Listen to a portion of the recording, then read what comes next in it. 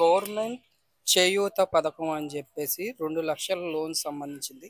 ఇది కౌన్సిలర్స్ బ్యాంకులు మొత్తం అంతా స్కామ్ ఇది.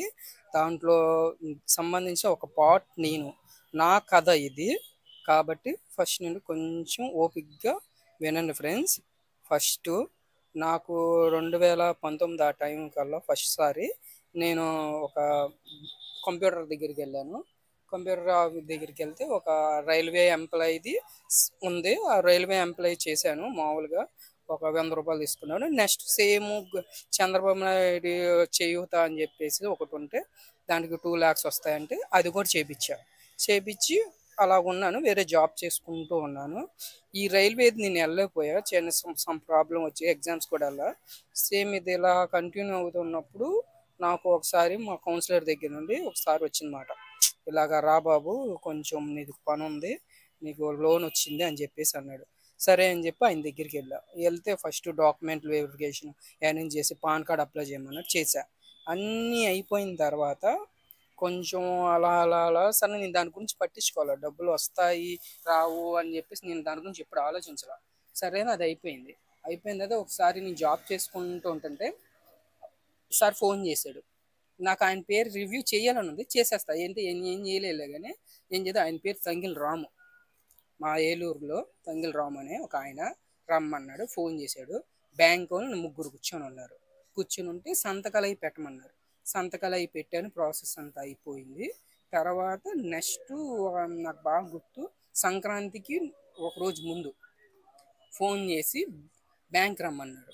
ఆ బ్యాంకు జిల్లాకు సంబంధించిన బ్యాంకు, అంటే గవర్నమెంట్ ఏదైతే లోన్స్ వేస్తూ ఉంటుందో ఆ లోన్కి సంబంధించింది అది. అయితే అప్పుడు ఓకే అని చెప్పేసేసి అక్కడికి ఒక 10 మంది దాకా వెళ్ళి చెక్కులు ఇచ్చారు. చెక్కుల మీద ఫోటోలు తీసుకొని పంపించేశారు. కానీ అక్కడ ఏం చేశారు, నెక్స్ట్ కొంతమంది చేత విత్డ్రా ఫామ్ల మీద కూడా సంతకం పెట్టుకోవడం స్టార్ట్ చేశారు. నా దరిద్రం ఏంటంటే నన్ను అసలు సంతకం చేయమని చెప్పలే. అసలు చేయకమని చెప్పకపోతే నేనే ఆయన కిలికి, ఏమన్నా నా చేత ఈ ఫామ్ మీద సంతకం పెట్టించలేదండి అని చెప్పేసి మరీ నేను వెళ్తే అప్పుడు మళ్ళీ తీసుకొని అవి విత్డ్రా ఫామ్స్ అనుకోలే నేను. అదైతే చిన్న స్లిప్ లాగా ఉంది. నేను అనుకోకపోతే అన్నిటి మీద ఒకవేళ దాని మీద పెట్టకపోతే డబ్బులు రాదేమో అని చెప్పేసి నేను వాటి మీద సంతకం పెట్టేసి ఇచ్చేసాను. అయిపోయిన తర్వాత ఆయన అడుగుతున్నారు రోజు మా కౌన్సిలర్ని, డబ్బులు ఎప్పుడు వస్తాయని. నెల అయిపోయింది, 2 నెలలు అయిపోయింది. 2 నెలలు అయిపోయిన తర్వాత నాకు ఎక్కడో తేడా కొడితే నేను జాబ్ చేశాను, ఆ జాబ్ పోయింది. పోయేలకి ఈ డబ్బులు వస్తాయి కదా అని చెప్పి వెయిట్ చేస్తుంది అనమాట. ఏదైనా 2 lakhs అంటే 1 lakh అంటే అప్పట్లో చాలా, ఒక 1 లక్ష అంటే మామూలు విషయం కాదు. నాలాంటి మీకు కొంతమందికి ఒక మంత్ శాలరీ వచ్చు సాఫ్ట్వేర్, కానీ ఒక మధ్యతరగతి కుటుంబానికి 1 లక్ష అంటే చాలా ఎక్కువ. 1 year బతకచ్చు. అంటే ఒక 10,000 చొప్పున వేసుకున్నా సరే రోజు ఒక బియ్యం బస్తా అట్ట 10,000 10 బస్తాలు వేసుకోవచ్చు. ఒక సంవత్సరం బతకచ్చు ఒక మనిషి, ఒక 10,000. అదే 1 లక్ష అయితే వాడు ఏదైనా షాప్ పెట్టుకోవచ్చు, ఏదైనా చేసుకోవచ్చు. ఒకటి ఎంప్లాయీ సాఫ్ట్వేర్ సేవలు 1 లక్ష నెల రోజు శాలరీ. కాకపోతే మిడిల్ క్లాస్ వాడు 1 లక్ష రూపాయలు అంటే ఒక లైఫ్ లెక్కే. అది నేను అనుకుంటున్నాను, మరి మీరేమనుకుంటున్నారు అనేది అది మీ చేతుల్లో ఉంటుంది. సరే అని చెప్పేసి నేను మామూలుగా అక్కడికి వెళ్ళా, సార్ ట్రై చేద్దాం అని చెప్పేసి బ్యాంక్ వెళ్తే బ్యాంక్ వాళ్ళు ఏం చెప్పారంటే, లోన్ ఒకసారి చూద్దాం, అసలు వచ్చిందా రాలేదా, వీడు క్లారిటీ చెప్పట్లేదు, వీడు దొబ్బేసాడు నాకు అర్థమవుతుంది, కానీ ఎందుకు ఒకసారి కనుక్కుందాం బ్యాంక్ వాళ్ళు కూడా వాళ్ళకి తెలుసు కూడా, వాళ్ళు కూడా సరిగ్గా రెస్పాండ్ అవుతుంది, ఏం రాలేదమ్మా లోన్ రాలేదు అని. నాకు అర్థం కాలేదు ఏంటంటే బ్యాంక్ వాళ్ళు కూడా స్కామ్ ఉందా ఇది, నాకు అర్థం కాల. సరే ఓకే అని చెప్పేసి నేను సైలెంట్ మా ఫ్రెండ్ దగ్గరికి వెళ్ళాను, విజయ్ అని చెప్పి మా ఫ్రెండ్, వాడి దగ్గరికి వెళ్తే ఇలాగయింది, మా డబ్బులు ఇవ్వట్లేదు, సంథింగ్ ఏం జరుగుతుంది అని చెప్పేసి నాకు ఒక ఐడియా వచ్చింది. ఆడేం చెప్పాడంటే, అరే నీ ఆధార్ కార్డు ఉంది కదా, ఆధార్ కార్డు మీద నీకు ఇది వస్తుంది, అకౌంట్ నెంబర్ అడుగుతాడు. నా అకౌంట్ నెంబర్ కూడా నాకు తెలియదు, మొత్తం అంతా ఆయనే చూసుకున్నాడు. అకౌంట్ నెంబర్ అడుగుతాడు. అప్పుడు ఆ బ్యాంక్ వెళ్ళి ఆమె దగ్గరికి వెళ్ళాను, నా అకౌంట్ నెంబర్ ఇవ్వండి, నా అకౌంట్ మీ దాంట్లో ఉన్నది, అకౌంట్ పాస్బుక్ పోయింది అది అకౌంట్ అంటే, సరే ఓకే ఆధార్ కార్డు 100 రూపీస్ ఇమ్మన్నాడు. నా దగ్గర అయ్యి కూడా లేవు, నా దరిద్రం. ఆ టైంలో నేను వివేకానంద హోమి ఆయన చెప్పి ఆయన దగ్గరికి వెళ్ళి ఆయన దగ్గరికి వెళ్ళి అన్నీ ఒక 200 ఇవ్వండి, మీకు 2 daysలో ఇస్తానంటే ఆయన ఇచ్చాను నాకు 200. ఇస్తే సరే అని చెప్పేసి ఆ 200 నేను తీసుకొని అప్పుడు ఆ బ్యాంక్ వెళ్ళి ఇలా పోయిందని నా పాస్బుక్ అంటే చూసి అకౌంట్లో చెక్ చేసి చూడగానే నీకు డబ్బులు పడలేదు, ఏం లేదు, దీంట్లో ఏం లేదు, నువ్వు వెళ్ళిపో అని చెప్పేసి ఆమంటుంది.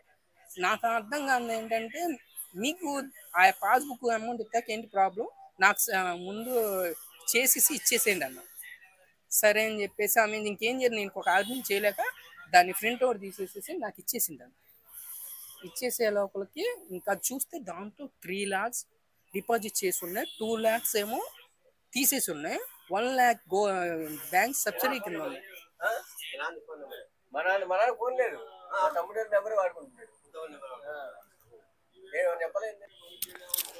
బ్యాంక్ లో అప్పుడు ఆ ఫామ్ ఇచ్చారు, అది ఇచ్చేసారు ఫామ్, అది పాస్బుక్. ఆ పాస్బుక్ తీసుకొని చూస్తే డబ్బులు తీసేసేసి ఉన్నాయి. అప్పుడు వెళ్ళి కౌన్సిలర్ దగ్గరికి వెళ్ళి ఏంటండి ఇది అని చెప్పేసి నేను వెళ్ళి అడిగా. ఏంటండి ప్రాబ్లం, నా దగ్గర డబ్బులు దెబ్బేశారు, 2 లక్షలు దెబ్బేసి, ఎవరు తీస్తున్నావు అది ఇది అని చెప్పి పాత పాస్బుక్లు తీసుకొచ్చి నాకు చూపిస్తున్నాడు.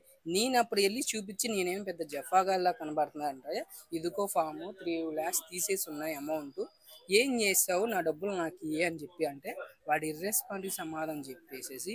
ఇది మొత్తం ఎందుకు చెప్తున్నానంటే, దీంట్లో లోన్స్ ఆల్రెడీ నాకు తెలుసు, మా ఇద్దరు ఫ్రెండ్స్ నేను చెప్పా, ఇలాగ దెబ్బేశాడండి, నేనేం చేయలేకపోతున్నాను, కౌన్సిలర్ నేనేం చేయలేకపోతున్నాను, వాడు ఏమైనా చేస్తాడేమో నన్ను ఏమైనా అని చెప్పి నాకు భయం ఒకటి ఉండిద్ది. అందుకని నేను ఒక నలుగురు ఉన్నంటే ఆ భయం ఉండదు కదా అని చెప్పేసి ఒకరిద్దరు ముగ్గురిని అడిగా.